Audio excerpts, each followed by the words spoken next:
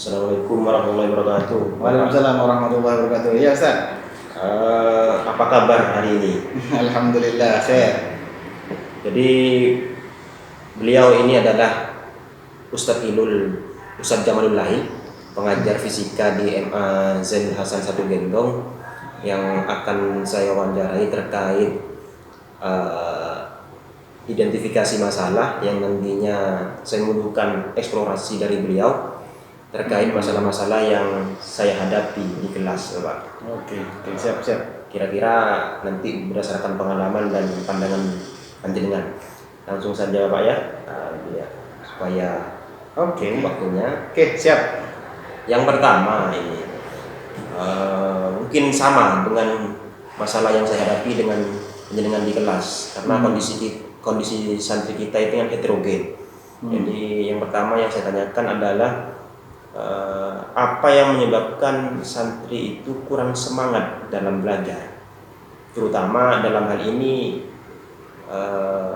semangat dalam belajar kimia.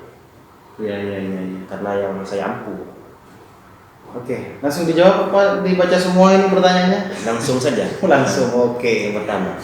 Jadi begini Ustaz, kita bisa mengklasifikasikannya dalam dua tinjauan ya mungkin. Yang menyebabkan siswa itu tidak semangat, kita lihat dulu dari sudut pandang siswanya.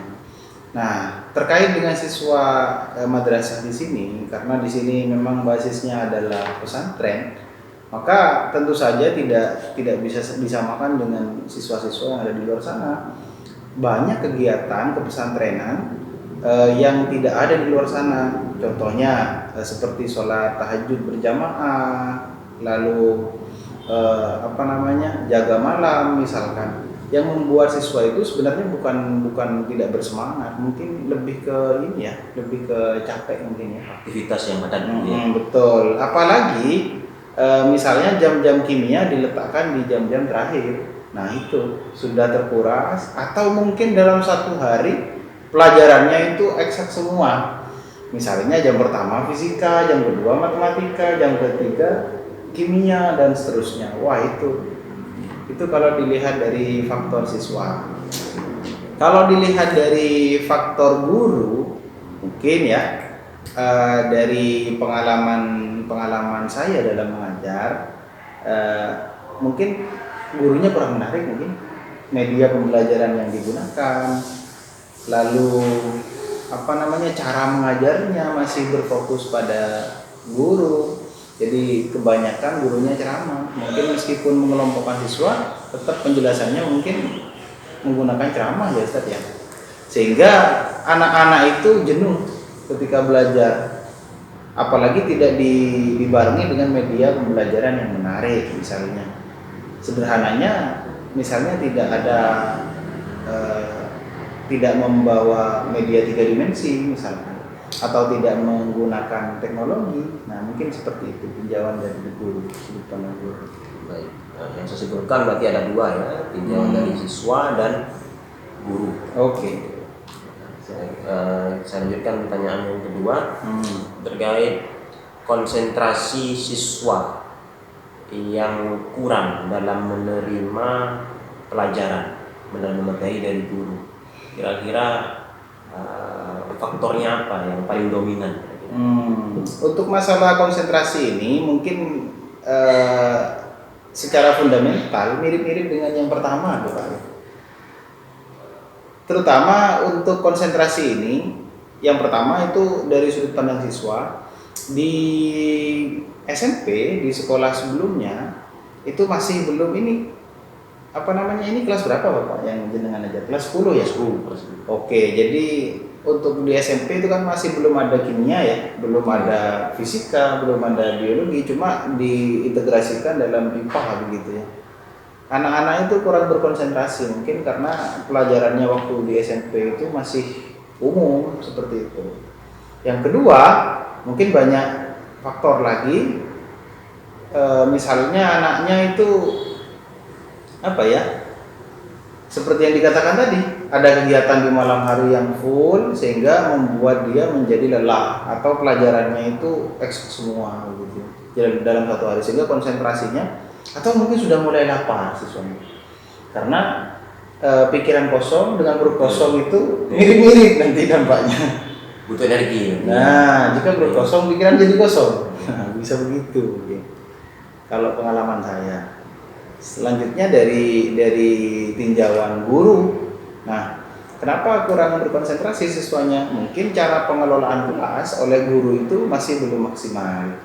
Nah, misalnya saja anak yang tidur, misalkan ada kan yang capek gitu tidur lalu, atau ada yang ramai sendiri atau ngomong sendiri, tidak ngomong sendiri, ngomong sama teman. Karena kalau ngomong sendiri tidak bisa. Jadi guru itu kurang bisa mengelola itu. Bagaimana cara memanfaatkan kekurangan itu menjadi suatu solusi dalam pembelajaran fisika? Dalam pembelajaran kimia, maaf, saya ngajar fisika. Jadi begitu pengelolaan kelas dan faktor dari siswanya tadi, seperti itu. Kalau dari materi sendiri kira-kira berpengaruh nggak? Misalkan ya kan fisika sama kimia itu kan serumpun. Jadi antara konsentrasi materi hitungan dengan teori dengan praktek gitu, kira-kira berpengaruh nggak? Untuk materi sendiri bukan ini ya, bukan masalah hitung-hitungan atau tidak, mungkin lebih ke abstrak atau tidaknya. Jadi anak itu cenderung belum bisa membayangkan sesuatu yang abstrak. Nanti gurunya meskipun menjelaskan panjang lebar seperti ini, kalau misalnya tidak bisa membayangkan siswanya, maka susah. Contoh, di pelajaran kimia itu ada pelajaran tentang bentuk molekul misalkan. Nah, tentang bentuk molekul itu sendiri, kalau misalkan kita tidak memperagakan atau tidak mendemonstrasikan, misalnya pakai molimod atau pakai media yang lain, siswa itu susah. Jadi lebih ke abstrak dan konkretnya menurut saya, bukan masalah hitungan atau bukan. Begitu. Berpengaruh juga pada konsentrasi siswa, fokus nah, siswa. Betul. Pertanyaan selanjutnya ini terkait hubungan dengan orang tua, karena kita tahu bahwa pendidikan itu akan berjalan dengan maksimal, itu kan harus didukung oleh beberapa aspek, baik dari guru, kemudian siswa yang interaktif, kemudian juga pengaruh juga keluarga yang bisa memantau perkembangan anak. Nah, yang saya alami di sini, seringkali ada beberapa guru juga termasuk saya mungkin komunikasi dengan siswa itu kurang, lemah. Nah, termasuk juga dengan orang tua, karena orang tua tidak bisa memantau sepenuhnya dari jauh. Kira-kira menurut pandangan Bapak, pengaruhnya apa yang terbesar? Baik itu komunikasi dengan siswa maupun dengan orang tua. Nah, secara umum ya, memang tidak bisa dipungkiri bahwa peran dari komunikasi orang tua itu sangat penting bagi siswa, terutama bagi siswa yang sudah remaja seperti ini. Nah, bimbingan orang tua tentang hal-hal yang sifatnya itu dulu dianggap sesuatu yang tabu begitu, itu perlu dijelaskan oleh orang tua. Nah, kaitannya dengan pembelajaran kimia di sini mungkin karena anaknya di pesantren ya, jadi tidak bisa secara setiap waktu orang tua itu membimbing anaknya di sini. Nah, ketika di pondok, orang tua itu sudah menyerahkan tanggung jawabnya sementara kepada pengurus pesantren. Nah, pada saat memondokkan anaknya juga sudah sowan ke kiai bahwa memasrahkan putra atau putrinya supaya dibina dan dibimbing sesuai dengan aturan yang ada di pesantren. Nah, sebagai pengganti orang tua di pesantren itu ada pengurus-pengurus pesantren. Tapi kita kembali lagi, tidak mungkin maksimal. Kenapa? Karena siswanya banyak sekali, santrinya banyak sekali, sedangkan rasio pengurus dengan siswa itu sangat jauh berbeda, sangat jauh perbandingannya. Sehingga pembinaan lalu motivasi pada siswa itu kurang. Nah, makanya perlu komunikasi dengan orang tua dari siswa itu tidak bisa setiap waktu begitu. Jadi paling tidak orang tua itu bisa dihubungi oleh siswanya 1 minggu sekali. Meskipun ada jam kunjung, itu pun hanya diberi waktu 1 pekan 1 kali di sini. Nah, selanjutnya untuk komunikasi guru dengan orang tua itu apalagi semakin sulit. Oh, dengan siswa ya, guru dengan siswa. Sekarang guru dengan siswa itu biasanya guru itu cenderung sibuk sendiri, sibuk membuat perangkat misalkan, sibuk ngobrol, sibuk yang lain, sehingga hubungan dengan siswa itu hanya terjalin ketika di kelas. Nah, sedangkan ketika di luar kelas, misalkan ketika anak berkunjung ke ke kantin atau ke perpustakaan, misalkan ada guru, itu masih belum terjalin dengan baik. Jadi karena mungkin siswanya yang sibuk sendiri atau gurunya yang sibuk sendiri gitu. Berarti chemistry antara guru dan siswa itu masih kurang terjalin ya. Ya. Kaitannya nanti kan pengembangan model itu kan juga harus paham karakter masing-masing. Iya, betul.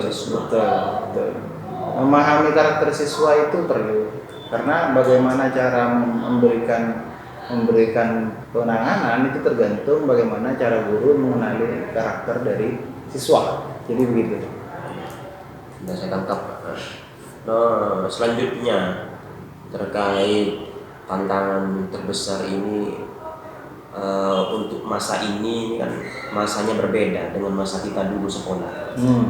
Pasti perlakuannya juga harus sesuai dengan kondisi sekarang. Yeah. Nah, ini yang saya tanyakan terkait model pembelajaran yang inovatif gitu. Karena sejauh ini saya juga mengalami pun merasakan bahwa masih kurang efektif dan kurang bisa melaksanakan model-model pembelajaran yang inovatif di kelas. Kira-kira menurut pandangan Bapak bagaimana? Apa yang menyebabkan hal itu? Yang menyebabkan guru itu kurang bisa melaksanakan pembelajaran inovatif gitu ya. Jadi ada kata-kata dari Imam Ghazali di kitab Minhajul Abidin bahwa manusia yang baik itu adalah manusia yang bisa beradaptasi dan menyesuaikan dengan zamannya. Hal itu terbukti bahwa ketika kita memperlakukan seorang manusia sama seperti kita diperlakukan oleh orang tua kita dulu, justru itu adalah sesuatu yang salah. Karena budaya yang baik adalah budaya yang berkembang.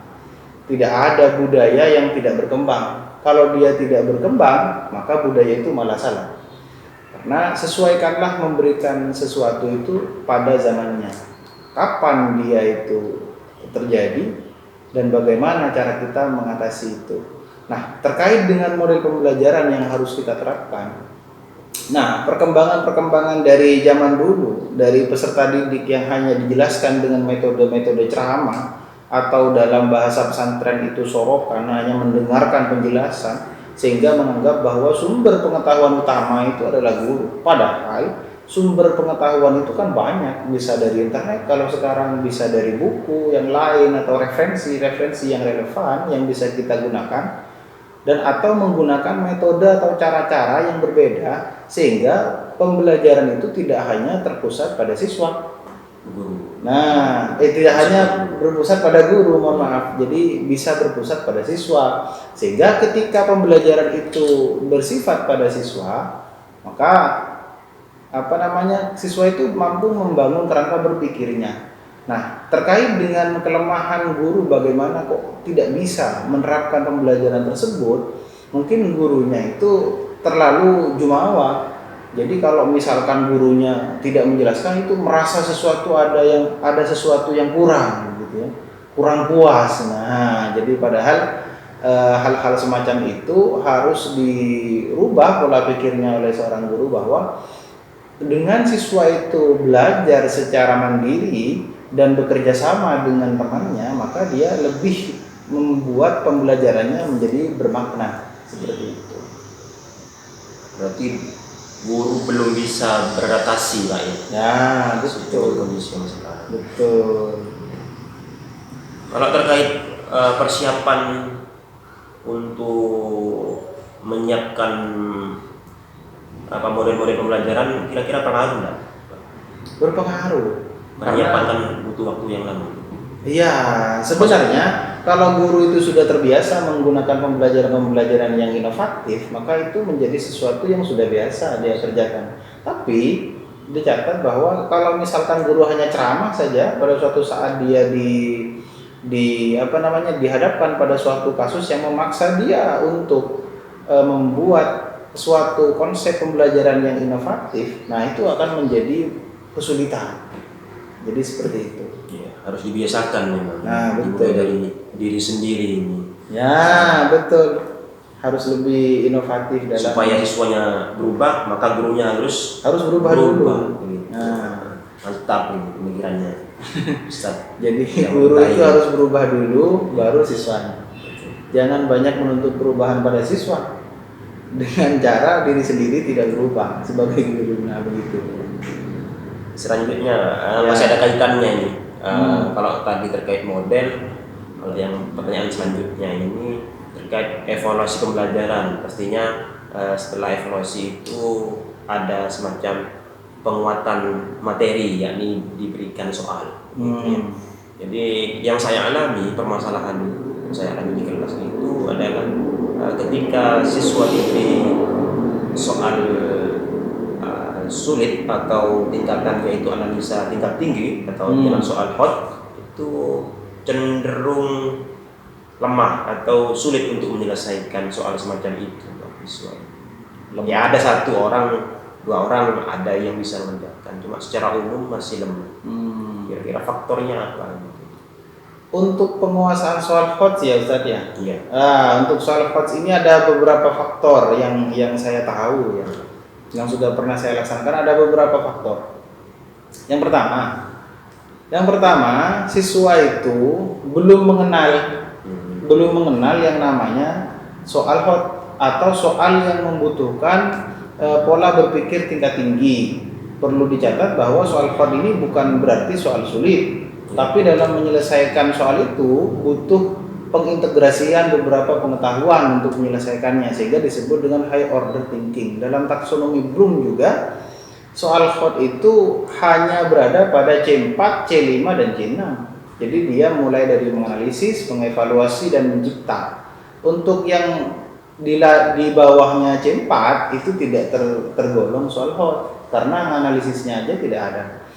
Yang kedua, siswa itu belum diberikan soal latihan dari HOT yang paling rendah, HOT level 1 misalkan. Jadi tidak dilatih untuk seperti itu. Seharusnya mungkin guru itu belum memberikan latihan yang spesifik tentang soal HOT. Tidak biasa seperti itu. Hanya mungkin soalnya jelaskan atau mungkin menyebutkan atau mungkin hanya menerapkan rumus tertentu untuk menyelesaikan suatu kasus, sudah gitu selesai. Dan yang berikutnya, pemberian soal HOT itu mungkin tidak bertahap. Nah, itu yang membuat sulit. Jadi tidak di awal dari yang mudah, soal HOT yang mudah, soal HOT yang sedang, dan soal HOT yang sukar. Langsung diberi soal HOT yang langsung sulit, jebret. Sehingga kaget ya siswanya. Itu langsung mamong siswanya. Istilah kami itu mamong, nah begitu. Biasanya begitu. Ya. Berarti permasalahan kita sebenarnya sama ini. Ya. Nah, sama. Karena serumpun ini, saudara. Begitu. Baik. Yang terakhir ini sebagai pertanyaan terakhir 7. Sebenarnya ada hubungannya dengan model tadi karena ini terkait pemanfaatan TIK. Oh ya. Madrasah kita ini sudah dilengkapi IT. Juga sudah ada LCD untuk pembelajaran juga, tapi tidak proyektor Pak ya? Proyektor tidak ada beberapa gitu. Cuma seringkali jarang digunakan. Ini termasuk saya sendiri mungkin yang mengalami itu. Kira-kira kalau dari pengalaman panjenengan, apa yang menyebabkan guru itu enggan atau kurang bisa maksimal untuk memanfaatkan TIK? Yang pertama, gurunya itu mungkin kurang mencari pengalaman baru terkait dengan pengintegrasian teknologi dalam pembelajaran. Contoh, misalnya kalau di fisika atau kimia mungkin sama ya, ada simulasi di PEC Colorado itu. Nah Nah, itu kurang pengetahuan ke sana, kurang pengalaman ke sana. Jadi kemampuan guru mencari informasi terkait dengan pemanfaatan TIK itu kurang. Yang kedua, tidak terbiasa. Tidak terbiasa bergaul dengan hal-hal yang berbau TIK. Jadi bisa jadi itu menghambat. Misalkan gurunya kebanyakan sedikit enggan atau mungkin malas atau bagaimana, saya juga kurang paham terkait dengan pemanfaatan teknologi seperti itu. Karena pemanfaatan hal-hal yang semacam itu juga bisa menarik dari minat siswa untuk belajar. Jadi yang awalnya siswa itu tidak bisa membayangkan konsep yang sifatnya abstrak. Nah, dengan mengintegrasikan teknologi seperti itu dalam pembelajaran, itu menjadi lebih konkret pengetahuannya, sehingga siswa ternyata seperti ini. Nah, seperti itu. Sehingga menumbuhkan minat belajar lagi. Memang guru harus selalu belajar. Nah, itu. Nah, terkait kurang mencari pengalaman tadi, berarti kurang pelatihan ya istilahnya. Sebenarnya kalau misalkan kita bicara pelatihan, bukan kurang pelatihan mungkin kan. Kita harus menyebut bola gitu. Nah, belajar sendiri di YouTube banyak ya. Guru yang kreatif. Nah, sekarang sudah ada YouTube, sudah ada TikTok, bahkan yang beredukasi itu ada.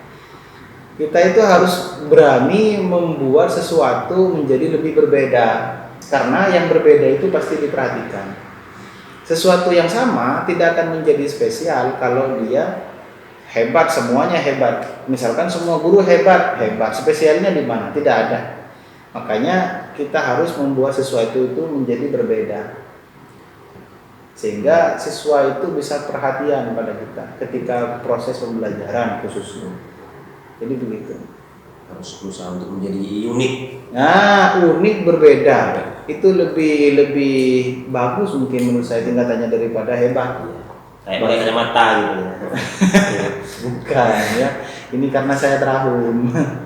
Jadi begitu. Ya, baik. Alhamdulillah sudah saya tangkap semua terkait permasalahan yang saya tanyakan. Terima kasih atas waktunya Bapak. Semoga nantinya ini ada solusi untuk perkembangan sekolah kita. Amin. Menjadikan penelitian kecil-kecilan di PPP. Terima kasih. Sekali lagi saya terima kasih. Selamat berjuang di PPP. Wassalamualaikum warahmatullahi wabarakatuh. Waalaikumsalam warahmatullahi wabarakatuh.